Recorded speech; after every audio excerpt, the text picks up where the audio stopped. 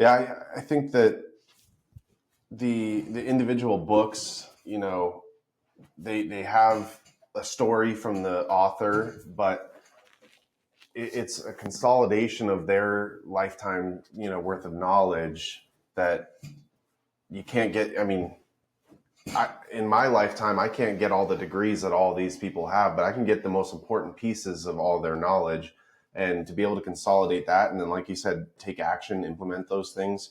I mean, that's where the change really happens.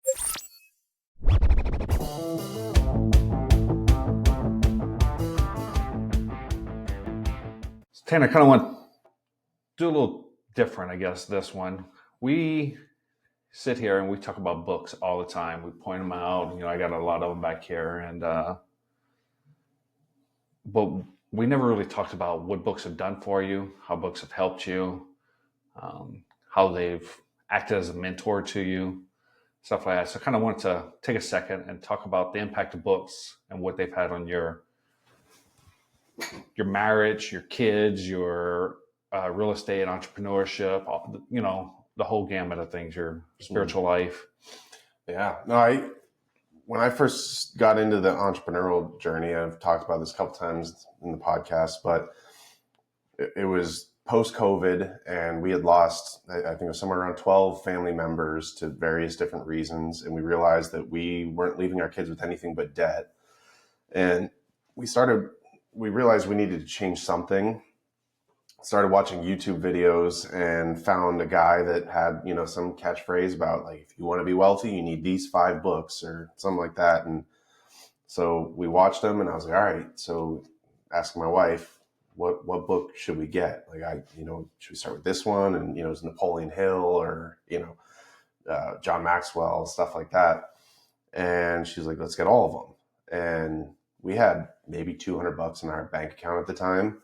And I was like, all of them? Like, that's going to be all the money that we have. And it almost to the dollar was exactly. And she said, no, just buy all of them. So like, but the stipulation was you got to do something with it. And I think the first one that I read was called The Automatic Millionaire. Have you ever heard of that one?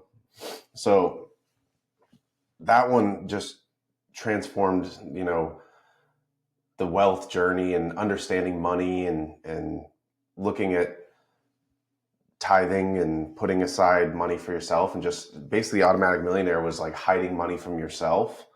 And it was, I learned how to do this with my military paycheck, because I was still active duty at the time.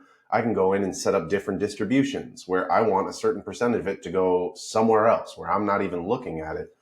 And so I started setting these things up. I contributed more to my thrift savings plan and doing those kinds of things. And then before I knew it, I had $5,000 in a bank account. And I was like, oh, and started investing it in stocks. And so that just changed the mindset. But most people say the first book that they read when they got into real estate investing was the Purple Bible, right? And I didn't read Rich Dad, Poor Dad until probably the 3rd or 4th book. And by then I was already all about investing. And so I think the big thing that shifted then was I'd only ever read books that I was forced to. I loved reading when I was a kid, Harry Potter and, Cam Jansen and other, small chapter books. But to really love learning and finding books it's taking someone's mind and putting it down into this $10, $20 piece of information. You can turn that investment, if we look at ROI, a $20 book into hundreds of thousands or millions of dollars.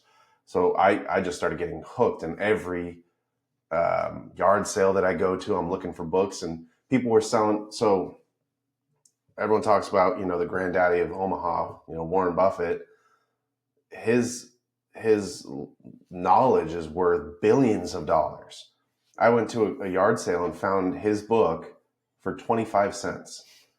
I thought I hit a gold mine. I was like, I get, and so I got excited about it and started nerding out. And then I found, that slipping off. It's hard to keep up with books. So I got into audiobooks, and I never liked being spoken to like that, like podcasts. And my wife got me into podcasts. I love the disdain that you said podcast. But that's how I felt about it. I was like, why do I want to listen to someone talk?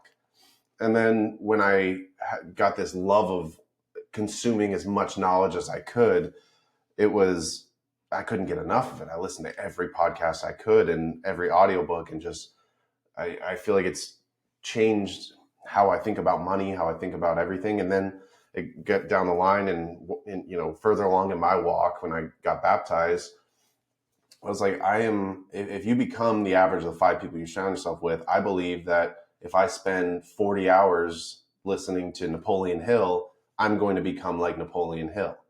And if that's true, then why am I spending all my time almost idolizing these authors, but I'm not spending that much time in the Bible?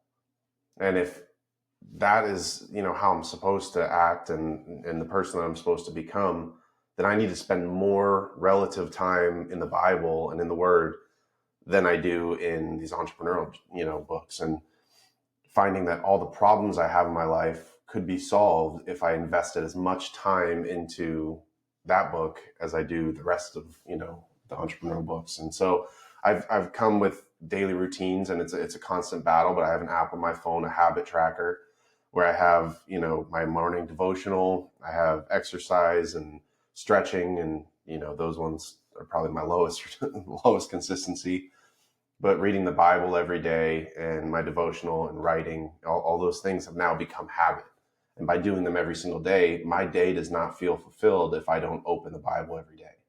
And that's something where even when we started this podcast, I can say I was not doing. So that's a little bit of how the books have impacted me. And, I do want to get more into the specific books and how they've helped and make recommendations for others to check out. But what was your journey with reading? I know you just learned to read last year, so. Yeah, so I am from Louisiana, so sorry for my friends from Louisiana watching this, but just to be frank, I struggle to read. I can read the words on the page, but I'm not a fast reader. Right. But it came to a point that something, I don't know if it's habit, I don't know if it's the value that I've felt like I was getting from it, but I got stacks and stacks of books. These, books that I've... small percentage of them. Yeah, I've read most of not all of them have I read, to be honest with you, that are out here. But I buy a lot of books. I have an Audible account. I probably listened to a couple hundred Audible books. Mm-hmm. But it changes your mindset. It changes your viewpoint. You have to shift your frame of reference. You only see things through the lens. You only see life through the lens that you've lived. Mm-hmm. So if you can live vicariously through other people's and see through their lenses, it'll open up. I'm using camera references, but it'll open up the aperture, and you'll be able to take in more light, if you will. Well, and I see that as, I think a camera's a great analogy, and I love analogies, but we see everything through that lens, and you only know what you see in that frame of reference, but everything outside of there, you don't know. Correct. that you don't know. And I think there's a matrix of the known knowns, which is knowledge, the known unknowns, which is stuff that I know I need to research and look into. But the unknown unknowns is stuff that I don't even know what there is to learn there. And books help bring that out. And it just sparks that creativity and that curiosity. Yeah, it's about always learning and growing. I just actually today finished, I guess I had 30 minutes left of it, but Steve Jobs' book, I think it's called Jobs, but and it was written basically as he was dying 2000. It might have been released after he died in 2011, but to see his growth from late 70s, early 80s, it was hard for me to listen to the early part of Jobs, just the person he was, and not that he became that much greater of a person, but he was able to grow. We just think of Steve Jobs and the iPhone and the Mac and all that stuff, and very relevant stuff to us, iTunes, the iPod. But dude was not he was hard to work with. He was taking acid all the time, just real hippie. He'd go into meetings, no shoes, smelling, kicking his feet up on people's personal desk. And and so seeing the growth and all that just by listening to that, but like I didn't know any of this about Steve Jobs before, and just be able to sit there and listen to 27 hours of his life on an audio book. I didn't read the whole thing, or I didn't read it. It was audio, but like it gives you, and you get to see some of the behind the scenes of Apple, some of the negotiations. How did they negotiate with Sony for the rights, and the Beatles weren't on there, and what they did to get the Beatles on there, and how they released it on iTunes, and so it's. I want to hear the story about what was it, AC/DC? Or who was the album when we all got iPods and it was automatically downloaded into everything? Or was it U2? It might have been U2. I think there was two bands, but those were the original. I'm trying to remember. So they did a lot with because he was CEO of Pixar before Disney bought Pixar. Disney owned ABC. So there was like a lot of bleed over as far as that. So a lot of it had to do with Disney. So they had a tangent, but yeah, they had close ties. Yeah. I don't remember. There was two bands that were originally able to, or maybe that might have been TV shows. Anyhow, yeah, it was interesting. It's a long book. Well, I mean, I know for me, the way that I use audiobooks is I speed through them and sometimes miss things, like because I listen to them fast. I can't, if I'm on normal speed, I find that my mind wanders. And if I listen to it fast, I have to stay more focused in it and I retain more of the information. But I'm sure because I go, 2 or 3x speed, I'm missing some information. So every year I call it an audit, but I go back and re-listen to all the books. And so, my first year, my goal was to get through 12 audiobooks, which, seemed like a huge feat. And then the next year it was 52 books. And then the next year was 100. And now it's like I can get through, 100 books in 6 months. And to that point, most books are 300 pages, give or take. There's 30 days in a month, roughly. If you read 10 pages a day, which isn't that much, you can get through to 12 books in a year. A year. And that's actual reading. So it's not, if you just set a page goal for yourself of 10 pages a day, you would be you'd have a lot more vision and worldview, outlook. Yeah. And read stuff that challenges you. Right. And what I mean by that is, it's easy to read that sci-fi book that you love, or it's easy if you're a Democrat, it's easy to read a book that was written by a Democrat, or if you're a Republican, it's easy to read a book that's written by a Republican if you're into political stuff. Switch it.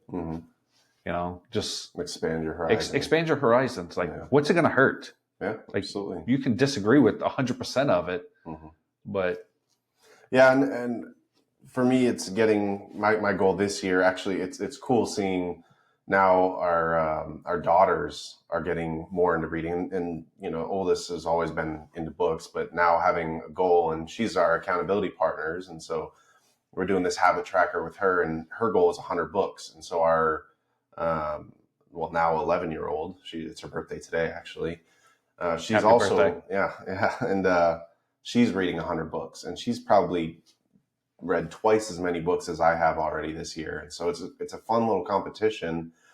And for me to read more tangible books, it's not just the information, it's the time that I'm setting aside to just be still and read. And the Bible, obviously, that's a daily practice. So I have after our interview with Dan Hazuka, I got the 1-year Bible. And so I'm liking that format and reading some Old Testament, some New Testament and stuff. But then to also put aside more time to read physical books, it's, I get a lot different I could read the same book on physical book that I listen to in an Audible, and I get something different out of them. And so by me re-listening to the same books over and over again, it speaks to you differently depending on where you are in life and the different experiences. Like, so much happens in a year that I just listen to. I'm like, gosh, if I would have heard this more clearly last year, or something makes sense to me that just didn't click when I listened to it the first time. So I like re-listening to all those things. Yeah, and it's my problem with recommending just go out and read every book that you can and read 100 books is because you aren't putting them to use. Mm-hmm. Like you can read something and brain dump it the next day. Like Right. I got a high school degree. Like I Yeah. brain dumped everything. So, or a diploma, I guess, not degree, but I don't know what I learned. Yeah. So to actually learn it and to put it into practice, especially Right. for the business side of It's things implementation and the spiritual, side of things. Like I've talked about it quite a few times that I was trying to read Proverbs. So I would do some other kind of Bible study, and then I would try to read Proverbs every day. Well, this month I decided it's 31 days in the month. So I was like, I'm going to go through Proverbs again. But this time I'm just going to focus on Proverbs only. And I have 3 different Bibles, 3 different formats, and just I'll read one, take notes or highlight and all that stuff, then go to another one. And it's funny just going from there's one that's like a CSV or something, Christian Standard Version or something like that. So going from that one to the NIV to the ESV, they're just a little bit of word nuance difference, but it just hits differently. Yeah. So no, that's interesting. And then you mentioned John Maxwell when we started off, but one of the Bibles is his leadership Bible.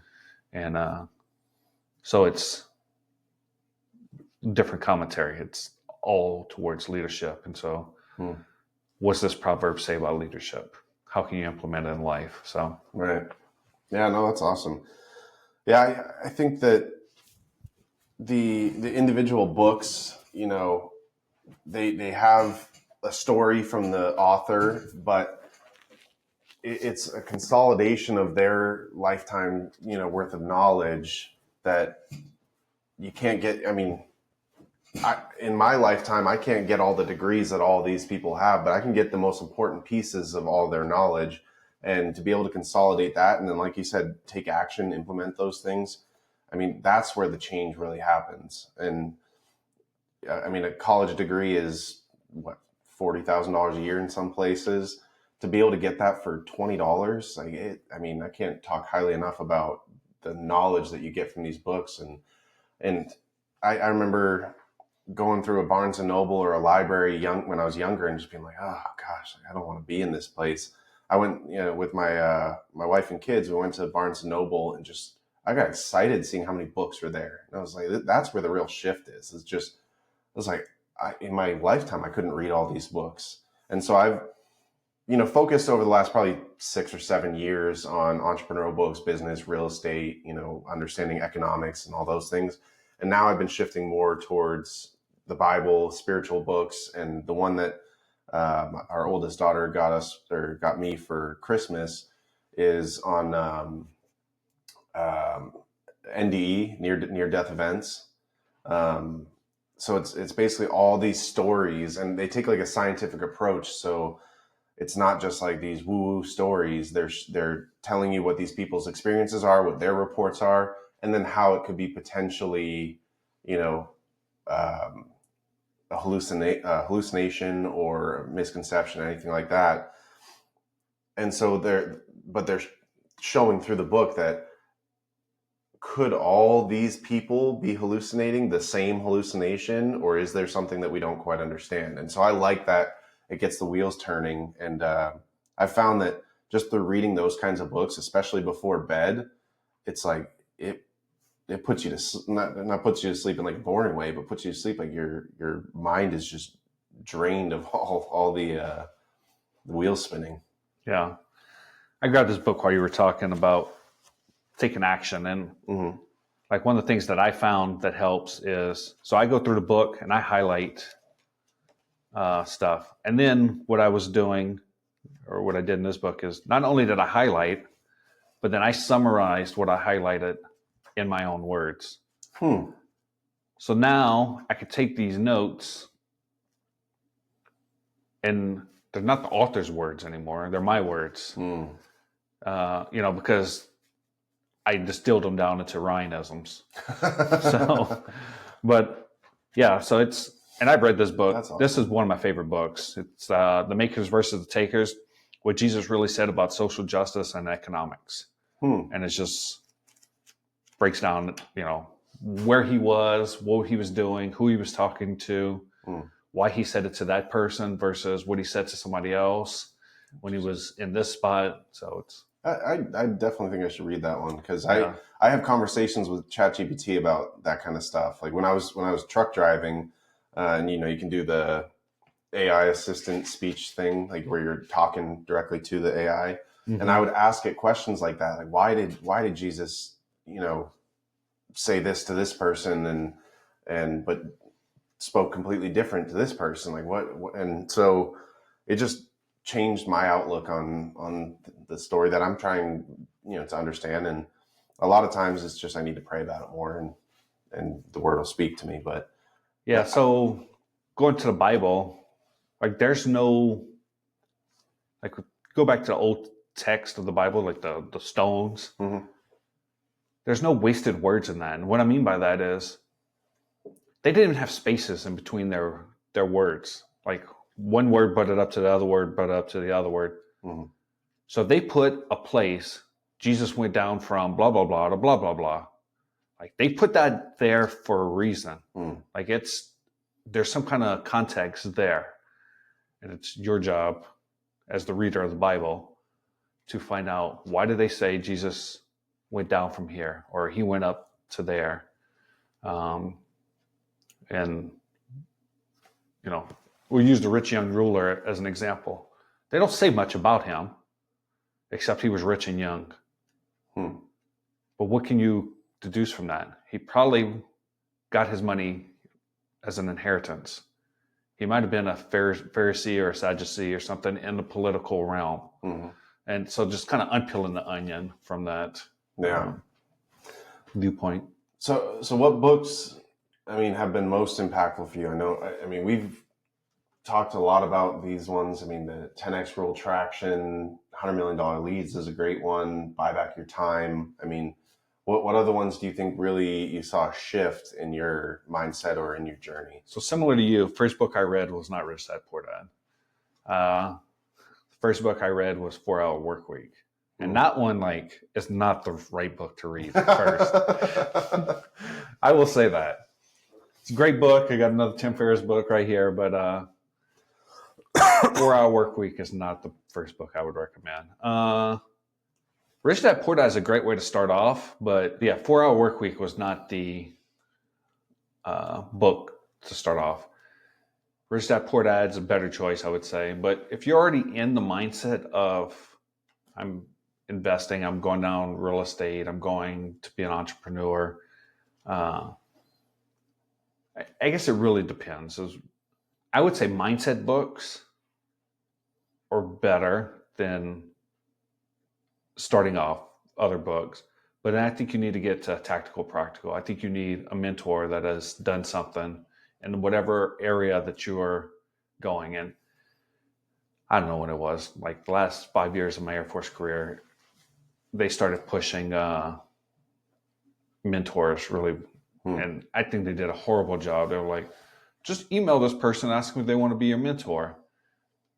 And while that sounds good on paper, practice is a whole different thing. So, well, and then it turns into, especially being a senior NCO, it turns into, can I pick your brain? Yeah. And so when I got out of the Air Force, that was my, we've talked in other podcasts about you're kind of brainwashed. So that was kind of that's what mentorship was. And then I quickly figured out I'm an idiot. So, and I remember early on listening to Bigger Pockets podcasts and stuff, and when they would say, "Oh, you need to go out and find a mentor," and reach out, similar to what you're saying about your Air Force experience, and I'm sure I could go back and find messages in Bigger Pockets where I went and looked up. I was getting ready to PCS down to to Omaha, and I started reaching out to people that are in real estate in Omaha, and of course, who pops up is Owen and Colin. I'm sure if I look back, I have messages asking them like, "Hey, would you mentor me?" I know for a fact I basically did it to Owen. And I didn't know him then, but he hates the word "pick your brain." Yeah. And I'm pretty sure my message said that. It's funny. So. And I mean, granted, both of them were nothing but respectful and helpful, and they become, good friends. But I see it now, especially being a little more experienced, where, I have people reach out and ask for mentorship or help or anything. And I cringe a little bit, and I'm just like, because, and the reason is, it's not that I don't applaud people taking the effort and trying to take action. It's that what they're asking is, can you give me your time for free? And I mean, right now my kids, are barely getting our time. So it's giving someone something without understanding. I'm going down a rabbit hole, but in order for me to justify taking my time away from my business or my family, it has to serve another purpose. And if the purpose is just to give you something for free that I've spent years building, that there's just not a good ROI on that. I could be focused. I could spend another day playing catch with my kids. But I have I've had multiple people reach out that are Creighton students. I even have one high school student that reached out and said that, one says, I'm writing an article and I just want to interview for this and whatever. And then they ask for internships and stuff like that. And it's okay, well, you're already putting the effort forward. So what I do is I start testing them, say, okay, go research this and tell me what you think about it. And one kid, he's a high school junior, and he reached out and said that he really wants to learn about real estate, and, coming that young, and he's very professional. And I said, send me your resume, and saw him put it all together. And he's doing the steps. It's not just he's asking for information because it's easy. He wants to put the work in. And so for me, I see that, and I see how can I utilize their talents to help benefit my business while also sharing the knowledge with them. And I think when people take that approach, it's received a little bit better than just, hey, can I take you out for coffee? And, but. And you pay. Then and I pay, which only happens every time. But no. I mean, some of the books, like Extreme Ownership is, I think, a big one for. So I actually listened to the Extreme Ownership. Mm-hmm. I think that came out prior when I was still in the military. So I started listening to Jocko, his podcast and all that pre anything entrepreneurship, but that was more military. And so I think because of the military connections, I think it's great because it speaks more to us, and being that there's a lot of veterans in the entrepreneurial space and business ownership, I think that's a great one, especially because I think 90% of the problems in business are usually people deflecting blame. And whether you're the business owner and you're deflecting blame onto your incompetent employees or whatever it may be, that extreme ownership, I think taking that in all different aspects of life will serve you better. But I don't think that that's a good one for people who are, civilians that don't get the jargon and the stories and stuff. I don't know. I another book over there, Start With Why, Simon Sinek. That's a good one. Jocko was just on his podcast a couple weeks ago, and I watched that one. And Simon asked him, "You 20 years in the military or whatever Jocko was, and now he's been out for 15 years doing the civilian thing." And he asked him, like, as far as leadership, and he's like, I thought it'd be way different. He's like, but in the grand scheme of things, they're pretty similar. Yeah. And he does talk a lot to civilians in the book. I'm just saying, as far as a starter, like if someone's just getting into it, I think that one's harder to put into action, but he talks a lot about that. Yeah, one of the things that Jocko says in the book that is applicable in the business side that he takes from the military is that a leader typically should only have 4 to 6 people underneath them that are directly reporting to them. And I think that too many businesses get overstretched because they have one manager with 15 employees, but separating that into smaller squads or smaller teams, stuff like that. I mean, think about a plumbing business. You can have your more experienced, I was going to say mechanics, but technicians mentoring a few smaller junior ones, and it's not a super formal structure, but those layers of protection are what help keep a business thriving. So I like those aspects for business. I'll do two different ones. We'll do three. One real estate, one entrepreneur, and then one just personal development in general. Ooh. What would you, and when I say one, it just means categories, 3, 4, 5 books for each one. What would you recommend? So for real estate, I'll say for business, I think I got more out of the cash flow quadrant, which I think you need to read Rich Dad Poor Dad before cash flow quadrant. It's a good segue, but I see those as more of a part 1 and part 2 than anything. So those two books in pairing, I think, are extremely pivotal. They help with the mindset shift. There's not a lot of technical strategy. It's more of the concept and changing your outlook.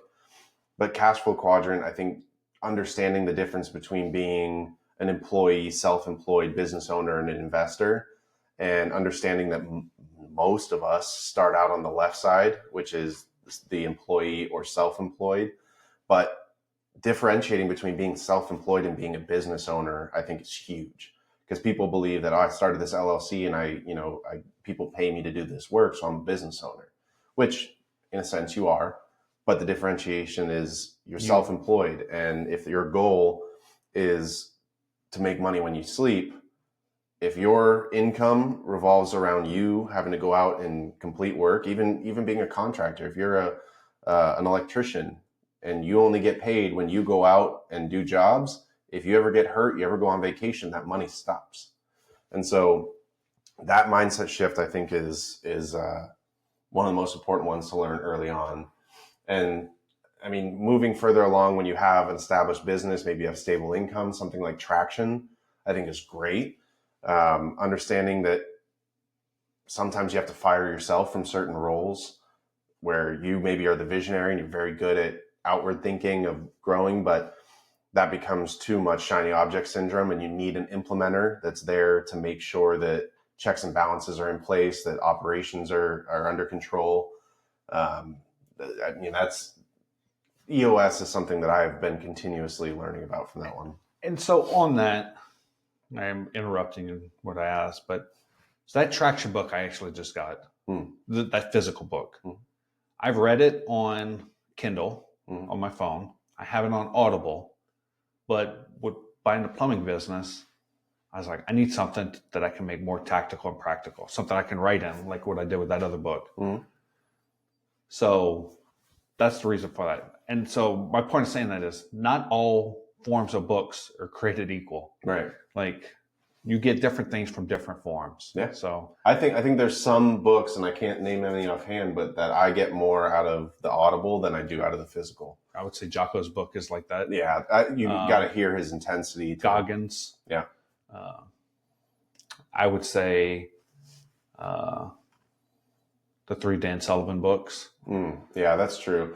And I like books like Dan Sullivan's because in the Audible, they give you a lot more tidbits of, sidebars. And I like that kind of thing. And hearing him give a narrative to what he was thinking when he wrote the chapter, well, Dr.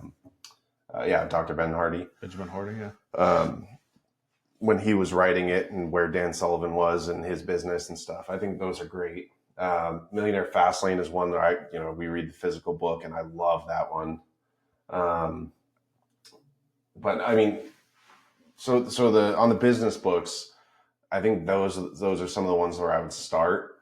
The Napoleon Hill books, I think, are more self-development than business. There's a lot of really good business principles and you can learn a lot from them, especially, his connections to Carnegie. Yeah. There's a lot of stuff you can learn in that, but John Maxwell, I would say more business and faith. So I would push back on the John Maxwell, and I seen a podcast, I think it was a podcast, some interview with John Maxwell, and he doesn't advertise his faith. I mean, he was a preacher before, and at the end of all his stuff, they'll have like a worship service or something that it's someone wants to stick around for it. But in this interview, he's like, I've written, I think, 20 something books or something like that. He said, every single one of those books I've gotten from the Bible. Mm-hmm. And so that's why I got his leadership Bible. Like, I appreciate what John Maxwell has done. I, don't want to knock it or anything like that. But I want to go to the source. Yeah. And if I can get inside, like, he has a book, which I've listened to, 21 Irrefutable Laws of Leadership or something like that. Well, if you're going, and I think that's his most popular book, when you're going through the Bible, he's like, that's where I got this law from. Mm-hmm. And then you get to see the source. So I completely agree. I would say if you want to listen to John Maxwell stuff, get John Maxwell's Leadership Bible.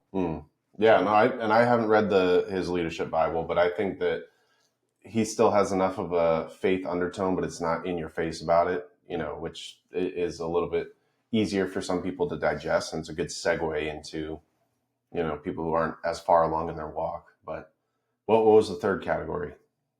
Well, one's business, real estate, mindset, spiritual, whatever. I'm just throwing. Yeah, one of the ones that I was just looking at on the real estate side is The 1 Minute Millionaire by Mark Victor Hansen. I like that one because it's a realistic fiction partially, and then the other part is more implementation. And I like the stories. There's Life in Air is a good one. Life in Air is a great book. I like those ones that have a message but still realistic fiction. What's the B one by Gino Wickman or Gino from Jake and Gino? Oh, Bumblebee, the honeybee, something like that. That's written like Life in Air. Yeah, that's a good book. Yeah, I like those kinds. How to Win Friends and Influence People. That's a good mindset starting out one. That's probably one of the first 5 that we bought. Atomic Habits is a good one. And then I really like Ryan Holiday. He does the Daily Stoic. Ego is the Enemy. What is it? Ego, Stillness, and there's another one. I can't remember what the third one is. Yeah. I did a meditation retreat with him last year. Oh yeah, or not meditation. It was meditation. Oh yeah. His Daily Stoic Meditations. No, like a live one. Like cool. In Dallas or Denver. Yeah. So one that I would put in the category with traction is the E-Myth. I bundle all those together. Yeah, Michael Gerber, that's a good one. Because I haven't done jiu-jitsu in a few years, but jiu-jitsu, Hickson Gracie wrote a book called Breathe. And it's a lot about when you're in tough positions, taking a moment to stay calm and, get out of it. I like that one. Ed Milet's books I think are phenomenal. What about if I was starting off in real estate and I'm trying to, what would you do? Would you buy a real estate book? I think before getting into real estate, it's good to know like stuff like Brandon Turner's books. I think those are great for implementation, but I think you got to do business books first. Like, real estate is a business, and before learning the strategies, you got to understand how money works. And so I would say, no, I don't think that learning about real estate. See, I would differ. First. I would say pick 3 real estate books. Like pick your niche, however you want to say it. Mm-hmm. For me, it was multifamily. Mm-hmm. Read 3 multifamily books. And then forget about real estate books. Mm. And never turn back to another one. Unless you want to go back and reread one of those. You reach a point in real estate that you just have to do it. Like you can, if you know 10%, you know enough. It's not as hard as like, I don't know what a P&L is. You'll figure it out. I don't know what a pro forma is. You'll figure it out. Like, it's a lot more forgiving than business. Yeah, and I like the Alex Hormozi approach, which is like instead of reading 100 books, read 1 book and take action on it. Like, yeah, I would say, like I got the Multifamily Millionaire Volume 1 and Volume 2 up there. Mm-hmm. I would put those as 1 book. Like read that, read a book on flipping. I think there's one up there. The estimating rehabs. And I mean, the Burr book, I think, is great. The Burr book is probably one of the best ones. Yeah. But even the smaller, like the early ones that Brandon Turner did it was like the 7 years to 7-figure wealth. He has one on managing real estate properties. Yep. Him and his wife wrote together. Mm-hmm. Yeah, that's a great one. Great book if you're self-managing. Or investing with no and low money down. I didn't like that one. I liked it. I think it goes over the principles. It's a good intro book. Yeah, it's very high level. Like wave tops is what I mean by. Oh yeah. They don't. It's a mile wide and an inch deep. Yeah. I said it wrong, but that's why I think that it's a good one to start out on, because you get that overarching premise without the specifics. Who wrote Burr? Is that Brandon? No, that was David Green. Okay. Yeah. No, I like that book a lot. But yeah, I mean, I think that Napoleon Hill, that I've been re-listening to Outwitting the Devil. I want to. Oh gosh, I love that one. It's phenomenal. Hal Elrod, I mean, The Miracle Morning. That's one that has been on my shelf for years, and I never listened. For you, it's like The Miracle Afternoon. Yeah, that's right. Yeah, I don't know. I mean, I can't think of any one in here that I've listened to or read that I could say this is the one that you have to read. I mean, The One Thing by Gary Keller. The way you said it, I was like, you set yourself up for The One Thing. Yeah, The One Thing is a good one. 10x is easier than 2x. I think that was a transformative one. 7 years to 7-figure system, The Millionaire Next Door. I mean, all of these books I've gotten tidbits from, and that's why I like having a vast knowledge. And maybe that isn't a mile wide and an inch deep, but I feel like I start with the mile wide and inch deep, and then I find a topic and I go a mile deep on that one topic, and then I can go adjacent and find a mile deep in that topic. And I've just changed my overall investing philosophy over all the different perspectives that I've gotten. So yeah, I've been trying to listen to more. Great book, whether you're into books or not. Phil Knight's Shoe Dog is probably one of the best books as far as story and everything. You could be a Reebok or an Adidas fan and still get something out of that book. But I've been going into more. So I read that one. I just finished the Steve Jobs one. Same guy that wrote Steve Jobs wrote Elon Musk's book. I thought Elon Musk's book was better than Steve Jobs, but that's just a personal. But anyhow, my point is going into more CEO level, just finding their mindset and how they make it through. Because every single one of them have like a way, like companies on bankruptcy. Here's $20 to go get some food type stories. Yeah. And look where they're all at now. Right. You know? Yeah, absolutely. Well, one of them's dead, but outside of that, the company's doing well. Yeah. But yeah. No, yeah. I mean, can you pick any one of these books that you think was the most transformative? Well, I don't have my phone to go through all my audiobooks, and but I don't know. Like, I mean, I've gotten books on the dummy series, what are, you know, like real estate for dummies or profit and loss statements for dummies. Like I try to read as broad as, you know, I can. Right. I can't think of one. Atomic Habits was good. There's another one I'm drawing a blank on. Those similar to Atomic Habits I really liked. Compound Effect. Yeah. So I would say if I had to pick one book, it'd probably be The Compound Effect. Yeah, I really like that one. That would, if you said, hey, I can only have one book to help me with anything, it would probably be that. So I like Dan Martell's Buy Back Your Time. We probably reference that book more than anything on this podcast. Yeah. That's one of the newer books out here, though. A lot of these books are older. I haven't read Tim Ferriss's Driving Mentors, but Yeah, I remember reading the 4 Hour Work Week and thinking that this is the way, this is how you do it. And now I think that I found that I'm not ready for that level of hands off on my business. So I don't think, realistically, Tim Ferriss doesn't live a life that way. Yeah. It was they A/B tested Mm. a whole bunch of book titles, Right. and that was the one that did the best. Yeah. And so now you have the 4 Hour Body and the Built a brand around they it. built a brand around it. Yeah. But yeah, it wasn't that was Mm-hmm. a lot of stuff that he does is in the book, but to be a true 4 Hour work week is.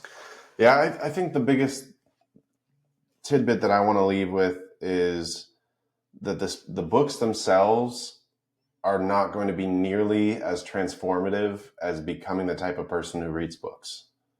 When you make it a daily habit of, instead of listening to the radio or watching TV, you're reading a book or listening to an audiobook, that will have more of an impact than what you're reading. So let me ask you this. I go down this rabbit hole quite often. Most of my YouTube is business related, real estate related, spiritual related, something along those lines. Yeah. But not all of what I watch, even in that area, is good. But it's easy to get caught up in the next video that YouTube is recommending. Mm-hmm. Is it better or worse to watch a video if you can? I know it's a broad question, but do you think reading a book versus watching a video on YouTube is better or worse? I think I go through seasons of, I would consider those types of videos, I listen to podcasts, but I like watching the video and watching the interaction, the mannerisms and stuff like that. I go through seasons where I'm all about podcasts, and then I'll go and only listen to audiobooks, and then I'll bounce back. When it gets to the point where listening to an audiobook feels like a chore, I'll go listen to people talk. And I think I like the storytelling and the real world implementation of these things. I think of audiobooks more along the lines of a how-to manual, whereas the podcasts are more experiential. And so I think that there's seasons for both. I wouldn't say that one's better than the other. But hearing people that say, oh, I read this book and this is what I got from it and this is what I did and this is the mistakes that I went through. It's like anyone can learn from their own mistakes, but when you can learn from other people's mistakes, I think my problem with YouTube is they know what I want to watch more than what I need to watch. Mm. And so they're pushing what they want me to watch because I'll stay there longer. Right. Versus I need someone just to curate for me what I should watch on YouTube. Mm. I just need that filter between me and YouTube, because that's my problem is I'm only going to go watch this one video. I did 3 videos later and I get that. I listen to comedians and stuff, like podcasts with comedians, and most of their podcasts are just jumbo garbage, but I like taking the little tidbits out of it and stuff that when I was truck driving, I would just, whatever was recommended, I would just play and see where that took me. And I gained a lot of business knowledge from unexpected ways, like just different outlooks on things that I wouldn't have gotten if I stayed in the entrepreneurship space and stuff. And so I think there's some power to just following the algorithm, but I can see what you're saying. No. So if you had one book, I don't think I asked you this or haven't said it, what would be the one book outside of the Bible? What would you're on a desert island, you got one book, what is it? That's tough. I like the compound effect. I got to say, I kind of agree with you there, that I think the things that you implement, whether it's weight loss or money or your relationship, or, we talk about the 4 F's, faith, family, finance, and freedom. The compound effect feeds whichever direction you put that in. And so I think I'm going to have to agree with you on that one. Yeah. I don't always get my wife to read a book after I do, but that one But when I do, it's Dos Equis. When I do, it's the compound effect. But that and Atomic Habits, I think, are another one that I... Atomic Habits got more popularity. I don't know why. It's the number one selling nonfiction book of all time. Atomic Habits. I didn't know that. Yeah. But I say those two pair well together. Yeah. But I like compound effect better. Yeah. Yeah, I would agree with you on that. So, yeah. On that note, I don't think I have any more about books other than insert cool outro here. Read them. Yeah. So I'll say this. There's a quote I had always liked. Is basically, I'll paraphrase it, but what's the difference between someone who can't read and someone who doesn't read? Nothing. So pick up a book. Be an audio book. All right. On that note, we'll end it here.